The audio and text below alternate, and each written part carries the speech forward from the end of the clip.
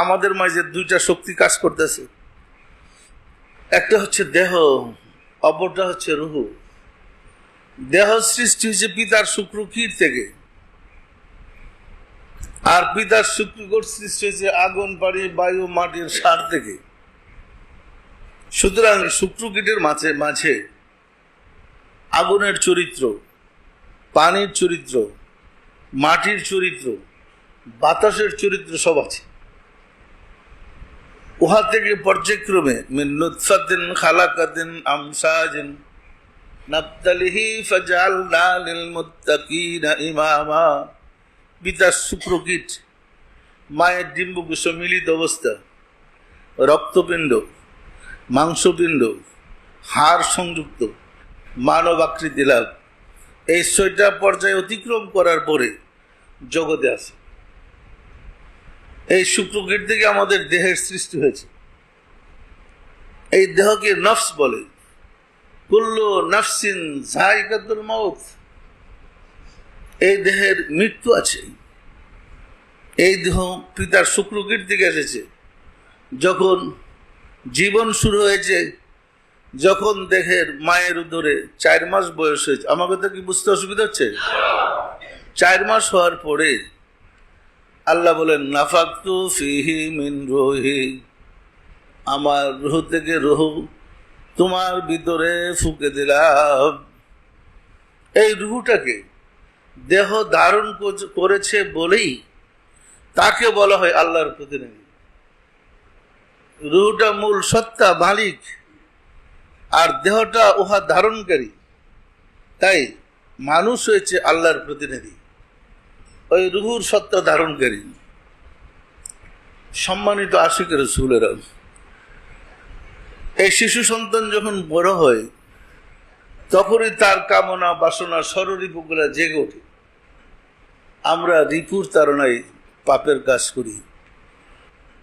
পাপ কিন্তু আমাদেরকে কেউ করে না, আমরাই করি। কাম রিপুটা আমাদেরই, লোভ রিপুটা আমাদেরই, ক্রোধ রিপুটা আমাদেরই, হিংসা আমাদেরই, লালসাটা আমাদেরই। সুতরাং এই রিপুগুলা কার বলেন তো? রিপুগুলা কার বলেন তো?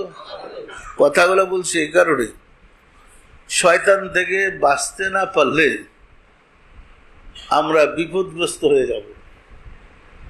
এখন শত্রুকে যদি আমি চিনতে না পারি তাহলে তার খপ্পর থেকে বাঁচবো কিভাবে? মানুষের পরম শত্রু ইন্নাশ শাইতানা লিল ইনসানি আদুউম মুবিন। শয়তান মানুষের প্রকাশ্য শত্রু। আল্লাহ বলেন ইন্নাশ শাইতানা লিল ইনসানি আদুউম মুবিন। শয়তান কার প্রকাশ্য শত্রু? নাকি আল্লাহর? শয়তান কি আল্লাহর প্রকাশ্য শত্রু? মানুষের। এই শয়তানটা কি? এই শয়তানের হাত থেকে আমাকে বাঁচতে হবে, শয়তানকে চিনতে হবে। যিনি রিপু দ্বারা পরিচালিত তিনি শয়তান। যে রিপু দ্বারা পরিচালিত তাকেই শয়তান বলে।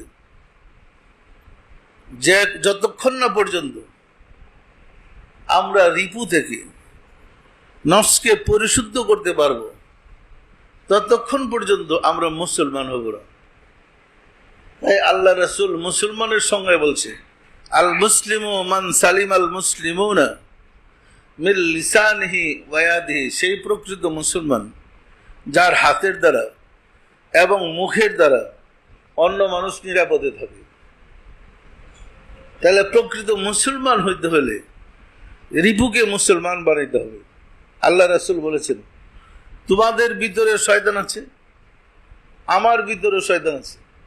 আমার শয়তানকে আমি মুসলমান করেছি, তোমাদের শয়তানকে তোমরা মুসলমান করে নাও। তাহলে মানুষের সাধনই হয়েছে শয়তানকে মুসলমান বানানো। আর ওই শয়তান বাহিরে কেউ না, আমরা নিজেরাই। যে নফসের দ্বারা পরিচালিত সেই শয়তান, আর যিনি রুহের দ্বারা পরিচালিত তিনি আদর্শ মানুষ। পরিষ্কার না? পরিষ্কার না?